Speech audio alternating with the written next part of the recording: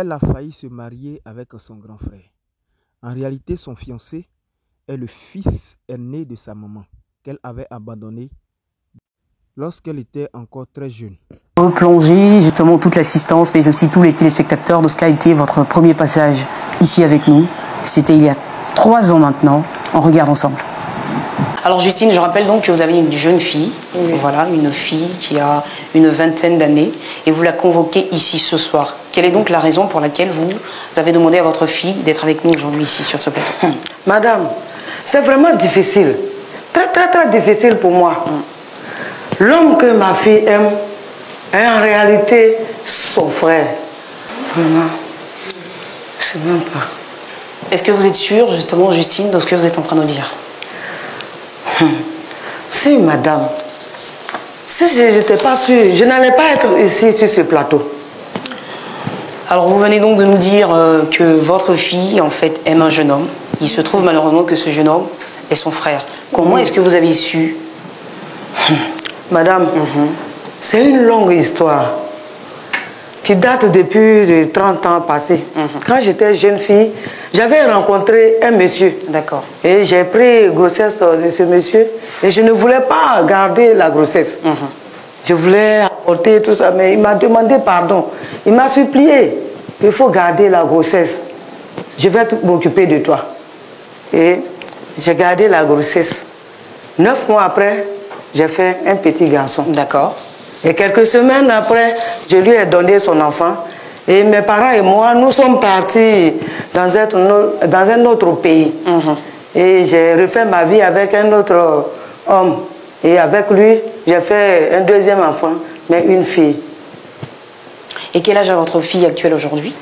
Elle a 26 ans. Elle a 26 ans. 26 ans. Alors cette histoire dont vous nous parlez, ça fait vous avez dit, déjà à peu près 30 ans. 30 ans passés. 30 ans qu'elle s'est séparée. Nous sommes des chrétiens. Je ne peux pas laisser 2 parents se marier. Un frère, l'autre soeur se marier. En tout cas, ce n'est pas possible. Alors, est-ce que après la naissance de votre fils, vous n'avez donc jamais cherché à le revoir, à revoir son père, à revoir cet enfant que vous aviez laissé dans votre pays et tout ça? Si, bien sûr. Bon, quand j'ai connu le Seigneur, j'ai voulu me repentir un peu, j'ai voulu corriger un peu mes fautes. Mais je suis repartie où on était. Bon, je n'ai trouvé personne. Même dans le quartier, tout le monde n'est plus là, tout a changé. Et c'est quelqu'un qui m'a dit que le père de mon fils est décédé. Le petit est parti avec le frère, la sœur plutôt, du monsieur. Effectivement, c'est assez compliqué, mais comment est-ce que vous avez retrouvé les traces de votre fils aujourd'hui? On a bien envie de savoir cela aussi. Bon, il y a 2 mois que ma fille me parlait. À chaque fois, elle vient, maman, j'ai trouvé un bel homme, c'est mon amour, c'est un chrétien converti, baptisé. Et c'est ainsi que un dimanche soir, ils sont venus à la maison. Ce qui m'a frappé un peu au cœur, j'ai vu qu'il y avait une grande ressemblance avec celui que j'avais laissé il y a très longtemps. Et puisque c'est un jeune qui va marier ma fille, il fallait que je cherche à connaître son nom et sa famille et tout. Et quand je lui ai posé la question, il m'a dit le nom de sa famille. J'ai tiqué un peu. Et il m'a même montré la photo de son père. Quand il m'a montré la photo de son père, et j'ai vu que c'est mon fils. Parce que le père qu'il montre là, c'est avec lui que j'ai fait cet enfant. Et quand j'ai vu, j'ai su effectivement que c'est mon fils. Il faut que je leur dise, parce que c'est pas possible. 2 frères et sœurs vont se marier, vraiment, c'est pas possible. Il faut que je leur dise la vérité. Alors Justine, vos enfants sont là, votre fille, votre futur beau-fils, ils sont là, ils sont prêts à entendre ce que vous avez à leur dire ce soir. Je vous laisse la parole. Ma fille, je veux te parler. Maman, on est à la maison, tu m'as rien dit. On arrive ici, tu veux me parler de quoi? Je veux te parler devant lui. Ma fille, est-ce que tu pourras supporter ce que je vais te dire? Attends. Moi, tu commences à me faire un peu peur. Je sais pas. Il y a quoi? Tu veux me dire quelque chose? Attends, non, attends. Tu es malade ou bien tu as appris une mauvaise nouvelle? Non, je ne suis pas malade. Et c'est pas une affaire de mort non plus. Mais tu commences à me faire peur. Ma fille, écoute-moi. Oui, maman. Tu ne pourras pas te marier à l'homme de ta vie. Attends, il y a ma soeur là. Attends, maman. J'ai dit, attends, j'espère que tu entends. Bon, pourquoi? Écoute-moi. Tu veux pas de lui, il te plaît plus, c'est ça? Ou bien il y a quoi? C'est pas ça. Mais qu'est-ce qui se C'est passe? pas parce que il me plaît plus. Mais il y a quoi, maman? J'ai dit, Oui, maman. c'est ton frère. Maman, tu dis quoi? Mais attends, maman, j'espère que tu es en train de plaisanter. Hein, parce que tu sais qu'on doit se marier dans quelques mois. Maman, tu ne vas pas venir jouer avec les choses comme ça. Non, parce que ma moi... fille. Maman, tu vas pas me faire ça. C'est pas ça. C'est pas ça. C'est la vérité, ma fille. Maman, comment tu peux me dire les choses comme ça, hein? Safi, attends. Maman, comment tu peux me dire les choses comme ça? Safi. Pardon, faut te calmer. Maman. Regarde, c'est pas... Pardon, ma fille. Ma fille, pardon. Safi, attends. Elle n'a encore rien dit, Safi, attends. Écoutez, madame, vous savez très bien que le sujet de ma mère, c'est quelque chose que je ne joue pas avec. Je ne joue pas avec, madame. Arrêtez de vous aventurer sur ce terrain-là. Vous me dites que c'est faux, je t'en prie. Je vous demande pardon. Si vous ne voulez pas que j'épouse votre fille, vous le dites tranquillement. Vous ne voulez pas que j'épouse votre fille. Faut te calmer. J'ai dit, c'est pas parce que j'ai trouvé un autre homme pour ma fille. Mais tu es mon fils. Je suis ton fils comment? Regarde, je suis ton fils comment? Qu'est-ce que tu as commencé à ton fils? Faut te calmer. Calme-toi, attends. Mon fils, la dernière fois que tu étais venu à la maison, quand je t'ai demandé le nom, tu l'as dit. Mais la photo que tu as fait sortir là, c'est la photo de ton père. Mais c'est à partir de là que je suis que tu es mon fils. Pardon.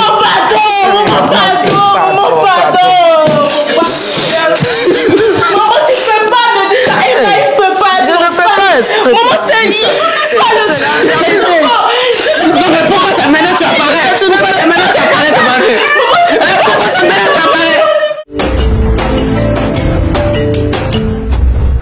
Waouh. Voilà, on se replonge bien sûr dans le passé comme ça. Et je sais que ça a fait monter de l'émotion de revoir toutes ces images. Elles étaient dures, elles étaient difficiles. Très difficile.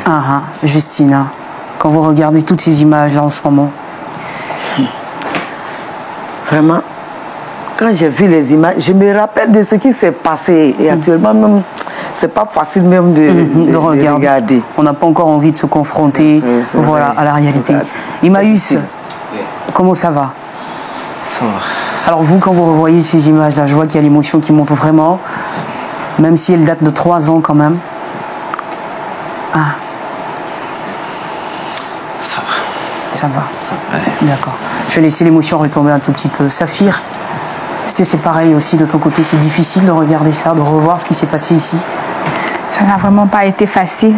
Alors là, pas du tout. Et quand je revois ces images, c'est comme si en fait c'était hier. C'était hier que ça s'était passé. Et c'est vraiment pas facile. C'est pas facile. Mais avec la grâce de Dieu, on a su se mettre au-dessus de tout ça et tourner la page. Exactement. Tourner la page, d'accord. Alors cette page que vous avez réussi à tourner, je veux savoir comment vous y êtes parvenue. Justine, la première soirée, quand vos enfants ont su qu'ils étaient en réalité des frères et des sœurs, quand vous êtes sortis d'ici, alors qu'est-ce qui s'est passé? Vous êtes retournés ensemble à la maison, tous ensemble, tous les 3, séparément. Comment est-ce que tout ça s'est passé? Racontez-nous ce que vous avez vécu. Ma fille Claudia, ça n'a pas été difficile et facile pour moi. Tu as vu comment ma fille est partie pour nous laisser. Et elle est partie, je ne sais même pas où elle est partie. Ouais. Je précise, pasteur, que ce jour-là, elle n'a pas terminé l'émission avec nous. Elle est sortie du plateau et elle n'est plus revenue, en fait. Elle est partie, je ne sais même pas. Mais le garçon, lui au moins quand nous sommes sortis, il a arrêté un taxi et puis il m'a mis là-dedans. On est arrivé à la maison. Il ne m'a rien dit. Il a payé le taxi et puis il est parti. Je ne sais pas où il est parti. La fille aussi, je ne sais même pas où elle s'est dirigée. D'accord. Donc, c'est-à-dire que vous êtes rentré à la maison ce jour-là, vous êtes resté seul à la maison. Je suis restée seule. Vous avez tenté de la joindre, l'appeler J'ai tenté de la joindre. J'appelle, ça sonne. Ça sonne, elle ne décroche pas. Ça sonne, elle ne décroche pas. Pour finir, même, quand j'appelle, ça ne sonnait plus. Je ne savais même pas comment il faut me coucher. Oui, ça a dû être une nuit terrible. Vraiment, ce jour-là. Je ne peux pas me coucher pour dire que je vais dormir. Avec ce qui s'est passé et les enfants sont partis, je ne sais pas où ils sont. Vraiment, ça a été très difficile. Ça a été très difficile. D'accord, donc il y a une nuit assez difficile pour vous. Le lendemain, quand vous vous levez, est-ce que vous tentez encore de retrouver les traces de votre fille? Oui, oui. À chaque fois que j'appelle, ça passe pas. J'appelle, ça passe pas. Bon, j'ai décidé de m'orienter à la police. Pour faire avis de choses de recherche. Mais je suis là et puis il y a une de ses amies qui m'a appelé. D'accord, c'est-à-dire que vous étiez en train de vous rendre dans un commissariat, d'accord? Oui, oui. D'accord, pour lancer un avis de recherche concernant votre fille. C'est ça. D'accord. Et puis j'ai reçu un coup de fil. C'est sa camarade. Vous la connaissiez, cette amie-là? Vous connaissiez cette amie? Bon, moi, je ne la connais pas. Je ne l'ai jamais vue. C'est elle qui m'a appelé, qu'elle est l'amie de ma fille, sa fille, qu'elle elle était chez elle, mais au moment où elle m'appelait, qu'elles sont à l'hôpital, qu'elle est malade, ça ne va pas qu'elle est hospitalisée, elle est à l'hôpital. Qui était hospitalisée, sa fille? Elle, ou sa fille. Okay. Sa fille est hospitalisée, c'est ça, elle m'appelle. D'accord. Elle m'a indiqué où c'est-à-dire que le choc, en fait, j'ai dit, ça l'a rendue malade. Hein. Je pense bien. D'accord. Alors, puisqu'elle est là, Saphir. Ouais, on va replonger. C'est que c'est pas facile, je comprends. Hein. On retourne un peu dans le passé parce qu'on veut mieux savoir enfin, bien comprendre cette histoire. Alors, vous enfuyez ce jour-là de ce plateau. Vous trouvez refuge chez une amie à vous. Exactement. Vous ne le dites pas à votre maman. Vous restez chez cette amie quelques jours et malheureusement, vous tombez malade étant chez elle. J'y suis restée, je dirais, quelques mois. Voilà, parce que après la situation, je pensais que c'était mieux pour moi de vraiment prendre du recul. Alors, je suis rentrée à la maison, j'ai récupéré quelques affaires et j'ai appelé mon amie.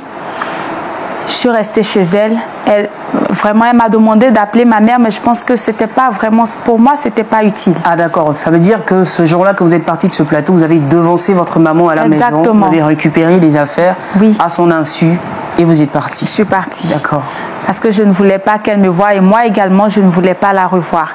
Parce que pour moi, j'estime que ce genre de révélation ne pouvait pas se faire à ce moment. Parce que vu ce que moi je ressentais à cette période, c'était vraiment un coup dur. Et je suis partie de la maison. Partie de la maison. J'ai fait presque une dépression, je dirais. Voilà, et c'est à l'issue de cela que, n'ayant personne d'autre à appeler, ma copine en question, et ça, je ne le savais pas. Parce que si elle m'avait demandé, je préférais mourir que de voir soit ma mère ou vraiment de la voir. Voilà, et à mon insu, elle l'a appelé et je crois qu'elle a appelé également Emmaüs pour qu'il vienne vraiment à mon chevet. Elle pensait que c'était le mieux pour moi. D'accord. Donc, Justine, l'amie à votre fille vous appelle ce jour-là et vous fait savoir que votre fille est hospitalisée. Donc, tout de suite, vous courez, vous rendez à l'hôpital. Oui, oui. Je suis arrivée, j'ai salué ma fille. Elle ne m'a pas répondu. Je l'ai saluée à maintes fois. Elle n'a pas répondu. Donc, ce que je faisais, c'est de payer les médicaments. Quand les médecins me donnent l'ordonnance, je m'en vais, je paye les médicaments et puis ils s'occupent d'elle. Mais quand je l'appelle, elle ne me répond pas. D'accord, donc vous êtes assise au chevet de votre fille, mais elle ignorait complètement votre présence. Je suis à côté, je souffre. Ma fille, elle va guérir. Tout ça, je l'appelle même. C'est pas parce qu'elle n'est pas consciente, c'est pas à cause de la maladie, elle me voit bien, ça allait. Mais elle ne me répondait pas. Mais ne vous répondez pas, et vous ignorez que... Je vais à la maison, je vais préparer pour venir lui donner tout ça là. Mais elle ne voulait même pas me voir. Elle ne voulait pas vous voir. Est-ce que ça a été la même chose avec Emmaüs? Pendant que Saphir était hospitalisée, vous alliez vous lui rendre aussi de petites visites, voir son état de santé? Oui. J'allais fréquemment la voir comment elle allait. Mais elle, quand je la voyais, je ne lui adressais pas la parole. À votre maman aussi? À elle, je ne lui adressais pas la parole. Parce qu'il y avait beaucoup de colère dans votre cœur. En ce moment, franchement, il faut le dire, il y avait un gros truc sur mon cœur. C'était difficile. C'était vraiment difficile. Avoir cherché sa mère pendant tellement d'années et tout d'un coup, sur le chemin du mariage, on vous révèle tout brusquement comme ça que celle que vous allez épouser, c'est votre soeur, sa mère, c'est votre mère. Franchement, c'était difficile. C'était difficile. On sait jamais, enfin, c'est un scénario auquel on n'est jamais assez préparé, quoi. Devant lequel on n'est vraiment jamais assez préparé. Alors, Justine, votre fille reste à l'hôpital pendant un moment. Oui. À partir de quand est-ce qu'elle rentre à la maison avec vous? Est-ce qu'elle retourne chez son amie? Est-ce qu'elle vous suit? Bon, quand elle est restée à l'hôpital, quand les docteurs ont vu que ça allait, et puis ils l'ont libérée. Et je l'ai prise pour aller chez moi à la maison. Mais arrivé à la maison, c'est la même chose. J'ai complété les médicaments avec les plantes. Elle avait le palu et tout ça là. Donc j'ai payé les plantes un peu pour augmenter pour le blanc là. J'ai fait tout, je lui donne. Quand je lui donne à manger, elle mange parce qu'elle veut quand même retrouver sa santé. Elle mange, mais elle ne m'adresse pas du tout. D'accord, donc jusque-là, elle ne vous parlait toujours pas. Donc c'est-à-dire que vous ne saviez pas exactement ce que votre fille pensait à ce moment-là. Quand je lui donne à manger, elle mange, elle prend ses assiettes, elle les lave et puis elle rentre dans sa chambre. Elle ne me donne même pas un bout de temps pour causer avec elle. Donc c'est-à-dire que depuis cette fameuse soirée, cette fameuse nuit, votre fille ne vous a plus adressé la parole jusqu'à Jamais. J'avais tous les problèmes, tout était mélangé dans ma tête, ma fille Claudia. Je comprends. C'est ainsi que, une nuit, j'ai décidé de rester devant sa porte. Devant la porte de sa chambre? De sa chambre, devant la porte de sa chambre. Il dit, je ne sais pas comment il faut faire pour parler à ma fille.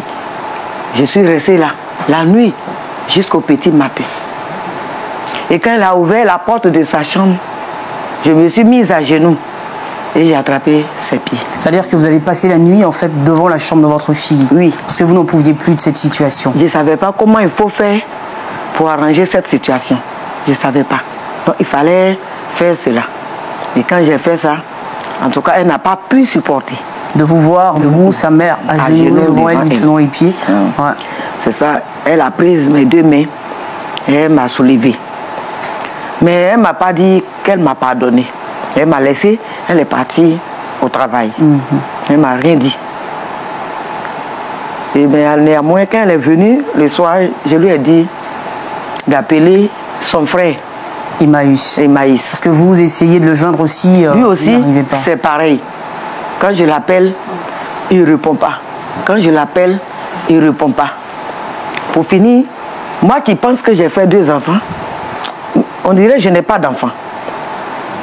Les enfants que tu as fait, tu ne peux pas communiquer avec eux. Personne ne te parle. Tu ne peux pas dire que tu as fait des enfants. J'avais tous les problèmes. D'accord. Donc quand elle rentre du travail ce jour-là, vous lui demandez d'appeler son frère. Oui. D'accord. Vous vouliez en fait les réunir pour leur parler. C'est ça. Une bonne fois pour toutes. Oui. D'accord. Et cette fois-ci, au moins, elle ne m'a pas dit oui, non, mais quand même, elle a fait. Elle a appelé son frère. Et elle lui a dit que j'ai besoin de lui et d'elle aussi pour parler avec eux. Elle m'a dit qu'elle a parlé à son frère, que son frère dit, bon, un jour, il va venir, bon, je ne sais pas quand, en tout cas, j'ai pris ça comme ça, quand il va accepter, je ne sais pas. Bien. C'était très difficile. Mais finalement, je veux dire, Emmaüs, lorsque Saphir vous appelait à ce moment-là pour vous faire savoir que votre mère souhaitait effectivement établir un échange entre vous trois, pourquoi vous avez mis du temps avant de donner votre réponse? D'abord, il faut dire que c'était pas facile. C'était pas facile, comme je l'ai dit. Quelqu'un que tu ignorais son existence débarque un coup comme ça dans ta vie, apporte un tel bouleversement à ta vie, puis un coup on te dit qu'elle veut te voir. Ça me dit quoi encore? Je réfléchissais et disais, qu'est-ce qu'elle va me dire encore? Vous aviez peur, en fait. Voilà, j'ai peur qu'elle me dise encore d'autres choses pour aggraver mon état, la situation dans laquelle je me trouvais déjà. Donc j'étais là. Puis, un jour, je me suis dit, bon, pourquoi ne pas aller écouter quand même? Et même si c'est pour aggraver, qu'on en finisse une bonne fois pour toutes.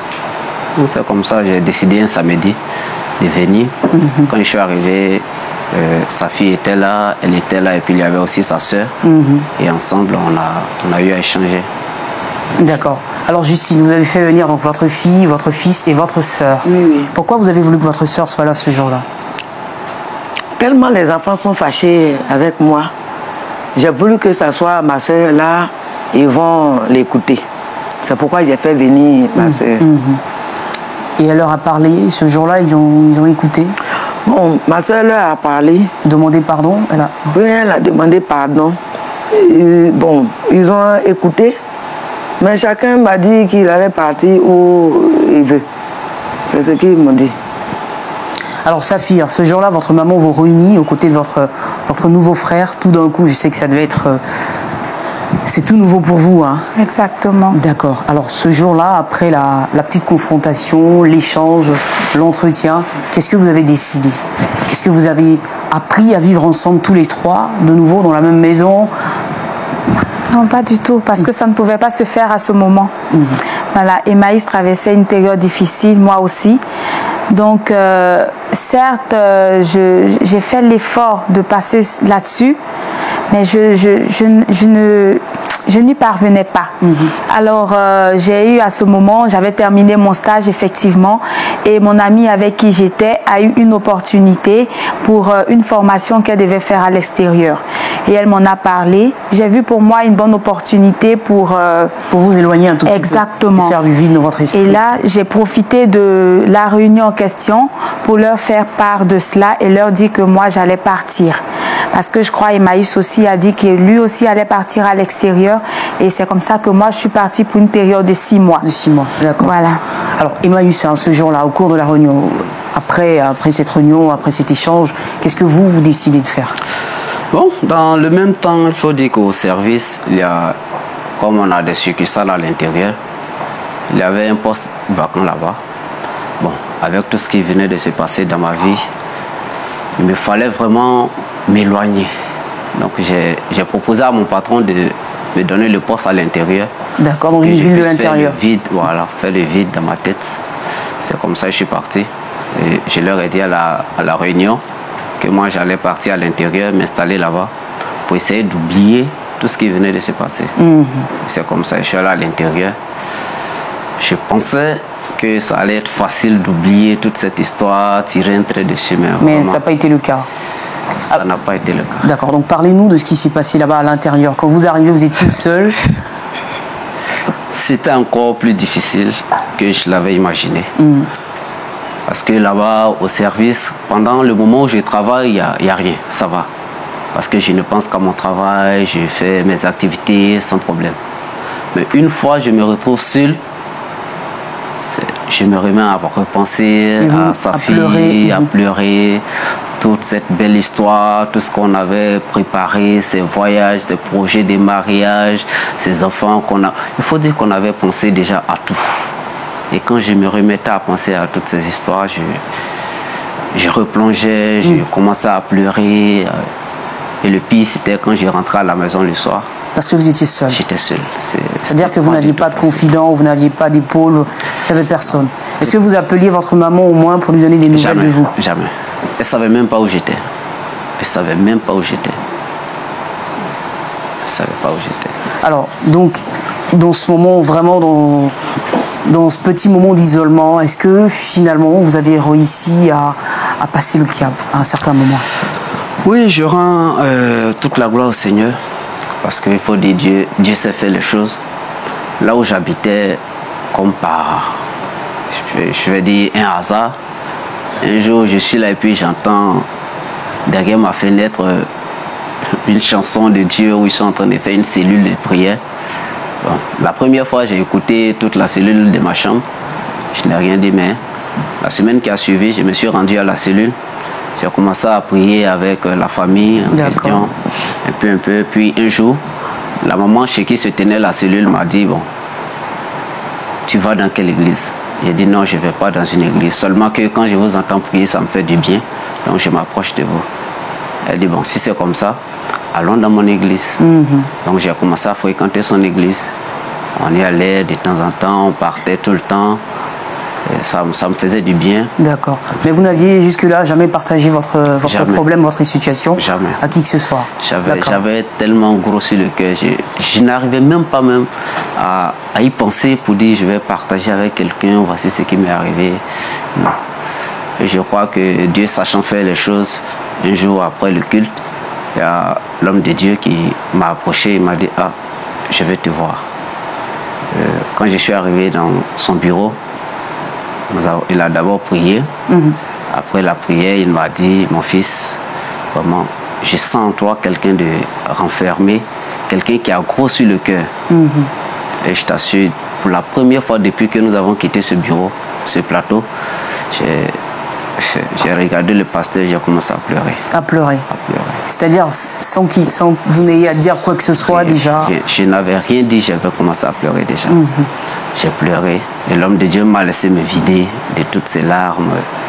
J'ai pleuré un bon moment, puis après il m'a consolé, il m'a demandé de me calmer. Et j'ai commencé à lui expliquer l'histoire. Et quand j'ai fini de lui expliquer l'histoire, vraiment, il était secoué. Il était secoué. Il m'a dit de tenir bon, que le Seigneur sait pourquoi il a permis cela. Et nous avons encore recommandé la situation entre les mains du Seigneur. Et de temps en temps, on se retrouvait en prière. Et un jour, il m'a demandé si j'avais des nouvelles de ma mère. C'est-à-dire que depuis tout ce temps, vous aviez coupé Je ne l'appelais même pas. Je ne cherchais même pas à avoir ces nouvelles. Donc, je lui ai dit, non, je n'ai pas de ces nouvelles. J'ai son numéro, mais je n'ai pas de ces nouvelles. Il me dit, mais appelle-la. Il m'a dit de l'appeler. Il dit oui. Il dit, ah, ça va être difficile. Certes, je me suis libéré, j'ai expliqué, mais vraiment, il y avait toujours ce blocage-là. Je ne savais pas. Je l'appelle, je lui dis quoi? C'était difficile. D'accord. Mais finalement, vous l'avez quand même appelé. Oui, un jour, avec le pasteur même, j'ai eu à l'appeler. L'appeler, d'accord. Sur ça, Justine, j'en reviens à vous. Alors ce jour-là, vous êtes à la maison, vous n'avez plus de nouvelles de votre fils, de votre fille également qui est partie de son côté. Et là, vous êtes à la maison, sans vous y attendre, votre téléphone sonne un jour. Alors expliquez-nous cela. Je suis là. Je ne sais même pas comment il faut faire. Puisque tu appelles la fille, le garçon aussi, c'est la même chose. Moi-même, j'étais là, je n'avais même pas l'idée. Je suis là, je pensais seulement et mon téléphone sonne. Bon, je n'ai même pas pris la peine de regarder le numéro. J'ai pris, j'ai décroché. J'ai mis allô? Allô? J'entends la voix de mon fils Emmaïs. J'ai dit maman. J'ai dit Claudia. C'était la première fois qu'il vous appelait maman? C'était la première fois. Quand on est quitté ici, il ne m'appelait pas. Il va m'appeler maman où? Et quand j'ai entendu maman, j'ai dit, je ne croyais pas. J'ai dit, est-ce que c'est lui? J'ai dit Emmaïs. Il dit oui, c'est moi maman. C'est un rêve. C'est quoi? Je ne sais même pas. J'ai failli même faire tomber le téléphone. J'ai dit mon fils. Il dit oui. Il dit je t'appelle pour avoir de tes nouvelles. Je sais s'il faut danser, s'il faut faire quoi. Je ne savais même pas comment il faut faire. Ma fille, Claudia. Et il m'a dit, je vais te passer un monsieur, tu vas causer avec lui. J'ai dit, il faut me le passer. Et il m'a passé le pasteur. D'accord. Son pasteur. Et son pasteur m'a salué, il a causé avec moi. Vous ne le connaissiez pas? Non. D'accord. Je ne l'ai jamais vu. Et il a bien sympathisé avec moi. Qu'il viendra un jour avec mon fils pour me voir. Alors vous étiez contente ce jour-là? Très contente. Vous avez bien même dormi? Pas sur quel pied il faut danser. Oui. Alors là, ce jour-là, j'imagine que vous êtes allé au marché, vous avez fait le marché. J'ai dit. Un bon plat pour vous? Je suis allé au marché. J'ai dit, je ne sais même pas qu'est-ce qu'il faut payer. Je sais qu'il aime foufou. J'ai payé ça. Gros poisson, broché. Mais je te dis que même ce que j'ai payé, je repaye encore. Je ne savais même pas qu'est-ce qu'il faut. J'ai dit. Et c'est pour dire que vous étiez vraiment content d'entendre la voix de votre fils. Le coup de fil seulement. Maman. Oui. J'étais satisfaite. Ça fait déjà une bonne partie de la bataille qui était gagnée. Vraiment gagnée. Alors c'était déjà un bon point. Alors concernant maintenant Saphir, de ton côté, tu laisses maman toute seule et à la fin, tu quittes en fait le pays pour aller dans un pays juste à côté avec ta meilleure amie. Effectivement. Comment les choses se sont passées là-bas pour que toi aussi tu arrives au bout d'un moment à passer le cap de cette histoire? Alors, quand nous avons fini là-bas la formation, on nous a remis le diplôme.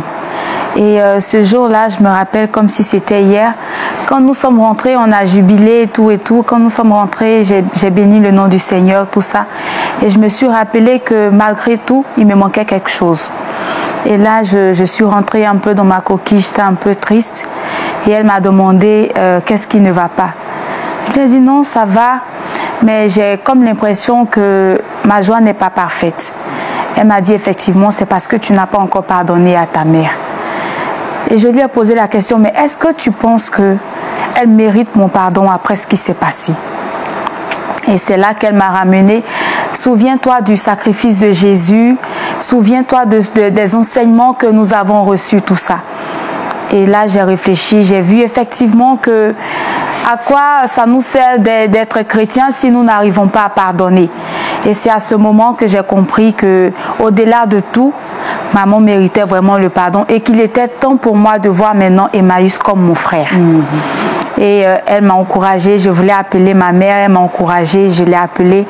Elle était vraiment contente, nous avons toutes les deux pleuré au téléphone. D'accord, attends, deuxième coup de fil auquel vous ne vous attendiez pas, le coup de fil de le coup de fil de Saphir, comment ça se passe? Maman, allez, dites-moi, Justine. Ouais. J'ai dit, après le premier coup de fil, je suis là, j'ai dit, hey, si ma fille peut m'appeler, ça allait m'arranger. Je sais que du côté du garçon, ça va. Mais du côté de la fille, ça va se passer comment? On dirait, Dieu même a entendu ma prière. Mon téléphone sonne, je prends, c'est elle qui m'appelle. Maman, ça va chez toi? J'ai dit, j'avais commencé même à danser, Oui. J'ai dit, j'ai eu des enfants maintenant. Parce que tu ne peux pas faire des enfants ou tu ne peux pas communiquer avec eux. Ils te voient, ils ne te parlent pas. Tu ne peux pas dire que tu as des enfants. Donc là, c'était un soulagement. C'était un grand soulagement pour moi. Mais comment faire pour que les deux viennent, puis je vais les trouver là? Les serrer dans vos bras. C'est ça que j'attendais. Oui. J'ai prié pour que cela se passe. Pour que cela arrive. D'accord. Alors, Emmaüs, est-ce que finalement, vous avez pu retrouver votre maman après tout ce temps passé à l'intérieur? Racontez-nous la suite. Vite, la suite. Comme le pasteur l'a dit, m'a encouragé à trouver un temps et j'ai profité d'un congé. J'ai dit au pasteur, bon voilà, la semaine qui arrive, j'ai un congé. Si votre programme vous permet, on peut aller voir ma mère. Il a dit c'est super, on va y aller. Mais avant justement ce retour, est-ce que vous aviez maintenant pris l'habitude d'appeler votre maman souvent et de prendre de ses nouvelles? Oui. D'accord. Quelquefois, je l'appelais au moins une fois par semaine. Une fois par semaine, je l'appelais pour la saluer. Et même quand les mois finissaient, j'essayais de trouver quelque chose pour lui envoyer pour qu'elle puisse se débrouiller avec. Des fois même, comme là où je suis, il y a un peu plus la facilité à avoir les provisions. Je faisais le marché et puis je lui envoyais les choses. Un colis pour elle. Ouais. Voilà, pour elle. Alors Justine, pas menti, c'est vrai. Et après son premier coup de fil, il a commencé à m'appeler maintenant. Et puis quelquefois, il pensait à moi financièrement. Et ça vous faisait du bien. C'est ça. Et c'est toujours ce qu'une mère attendait de ses enfants. Ouais. Alors donc finalement, vous profitez de ce congé-là. Oui. Et vous programmez la visite. Voilà, on programme la visite, on l'appelle et dit bon maman, ce week-end on arrive, moi avec mon pasteur, et on vient te voir. D'accord. Alors Saphir, de ton côté, est-ce que tu as été là aussi ce jour-là pour prendre part à... Oui, exactement. Alors parce que moi j'ai terminé la formation, moi je suis arrivée bien avant eux. Et je la voyais jubiler, tout ça. Et quand même elle faisait son programme pour le marché, je la voyais tourner en rond, tout ça. Elle ne savait pas quoi prendre exactement. Exactement. Parce qu'il faut faire la réception, elle ne savait pas ce qu'il fallait cuisiner. Oui, parce que c'est à ce moment que je me suis rappelée, parce que moi, mon amie, elle est orpheline de père et de mère. Et elle m'a rappelé, tu ne sais pas quelle chance tu as d'avoir toi ta mère. Et pendant que tu y peux encore, profite à fond. Et quand je la voyais, je me suis rendu compte effectivement du bonheur que nous avons, Emmaüs et moi, d'avoir une mère. Et je l'ai encouragée dans ce qu'elle faisait. J'étais là, dans le marché. Je suis arrivée 2 semaines avant eux. Voilà, et on a préparé ensemble la réception pour les recevoir. Et tout. Alors, cette réception, hein, dites-moi un peu. Alors, je veux savoir, quand tu es allée au marché, dis-nous tout. Je suis allée au marché ce jour-là, elle m'a accompagnée. Et on a fait le marché ensemble. Vraiment, c'était comme un 1er janvier. Parce qu'il fallait préparer ça. Il fallait préparer ce qu'elle aime. C'est que le pasteur, c'est quelqu'un que je ne connais pas. Un monsieur que je n'ai jamais vu, qui vient. Et grâce à lui, mon fils m'a pardonné. Mon fils m'appelle maman et il m'envoie quelque chose. Je ne savais même pas qu'est-ce qu'il faut préparer pour lui garder. Vraiment, je ne sais même pas, les mots me manquent. Vraiment, oh là là. Waouh. Alors, Emmaüs, quand vous êtes arrivé à la maison ce jour-là, vous étiez content de voir que votre maman vous attendait avec un festin. Là, il faut le dire, c'était un festin.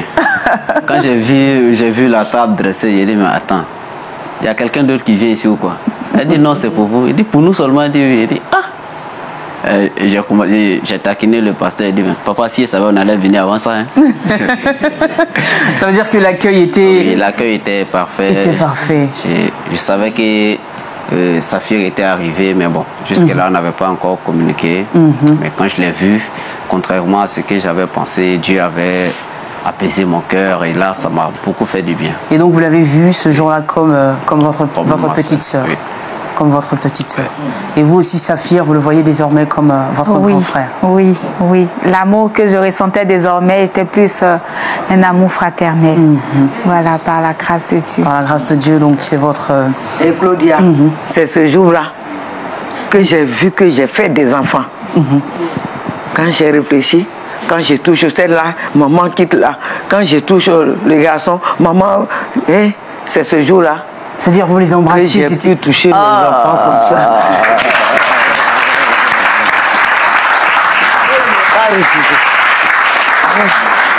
Vous les avez serrés la joie. Oui, la joie de serrer, de sentir son enfant.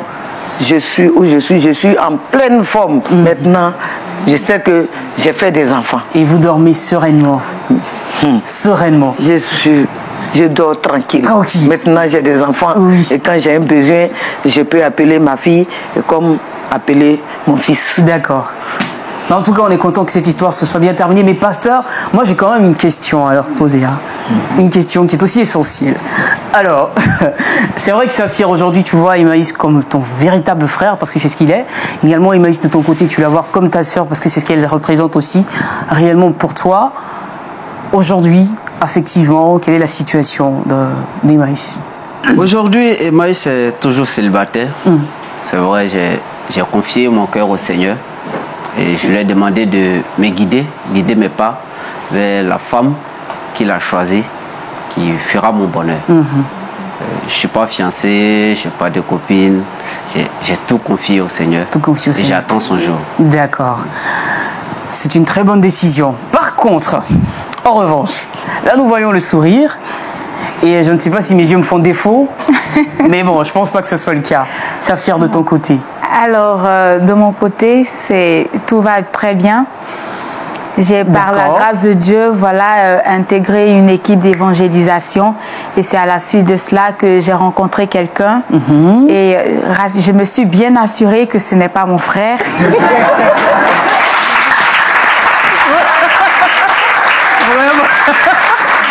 Et je l'ai d'aussitôt emmené vers ma maman. Et pour lui dire, écoute maman, regarde-le bien. Sors la photo. Voilà.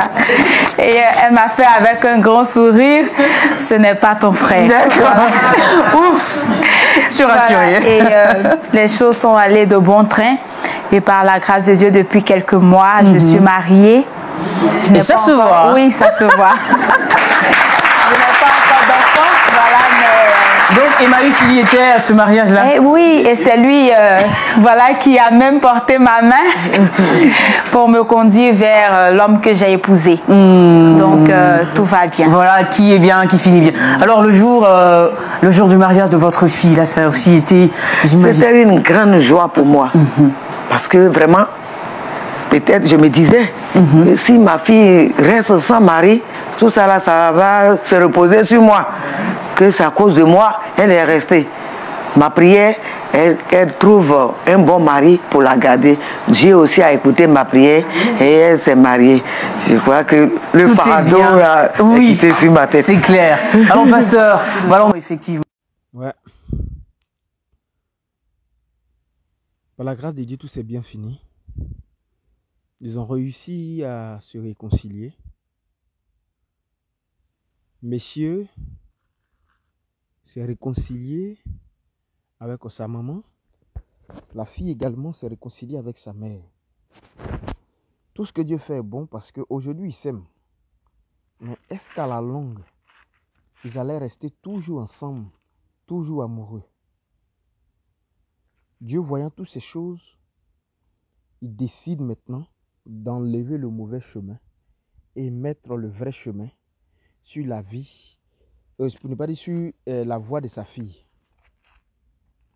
Et c'est ainsi. Et que Dieu bénisse cette émission, que Dieu bénisse cette personne qui traverse cette situation. Je pense que Dieu a un plan pour toi. Si aujourd'hui permet que tu puisses traverser cette situation, c'est qu'effectivement il a un plan pour toi. Que Dieu nous bénisse. À la prochaine.